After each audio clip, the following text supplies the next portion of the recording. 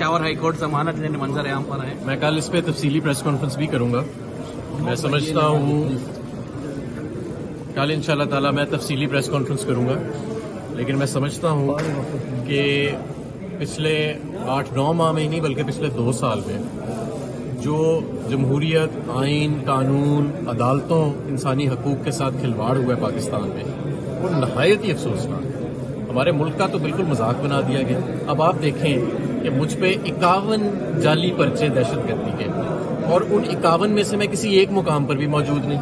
ٹھیک ہے، اور اس کے باوجود اگر ہمارا کرمنل جسٹس سسٹم کو ایک جماعت کو ٹارگٹ کرنے کے لیے، ایک لیڈر کو گرانے کے لیے آپ اس حد تک آ گئے کہ آپ نے عدلیہ کو نہ چھوڑا، آپ نے جمہوریت کو نہ چھوڑا، آپ نے قانون کو نہ چھوڑا، آپ نے انسانی حقوق کو نہ چھوڑا، تو یہ کس نوعیت کی حکمرانی ہو رہی ہے پاکستان کے اندر. لیکن بہرحال میں اس پہ اگلے 24 گھنٹے کے اندر ایک پریس کانفرنس کروں گا، اور میں آپ کے سامنے تمام حقائق لے کے آؤں گا.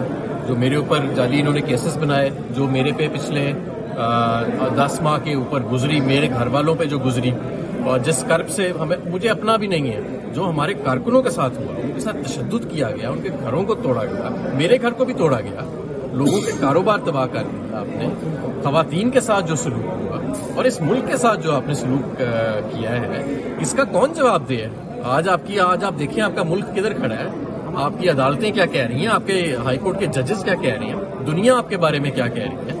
اور آپ نے الیکشن جو ہے ایک جماعت جو 2/3 اکثریت سے جتائی، جو جیتی 2/3 اکثریت سے، رات کے 12 بجے آپ کو فارم 47 تبدیل کرنے پڑے، اور جس بھونڈے طریقے سے پوری دنیا میں آپ نے پاکستان کا جو نام ہے اس کو آپ نے نقصان پہنچایا، تو یہ کون سی حکمرانی ہو رہی ہے؟ حماد بھائی کیا کہیں گے، 10 مہینے تک کہاں پر تھے آپ؟ پاکستان میں تھے، خیبر پختونخوا؟ ظاہر ہے پاکستان میں آپ کو بتائیں گے انشاءاللہ. حماد بھائی کیا کہیں گے؟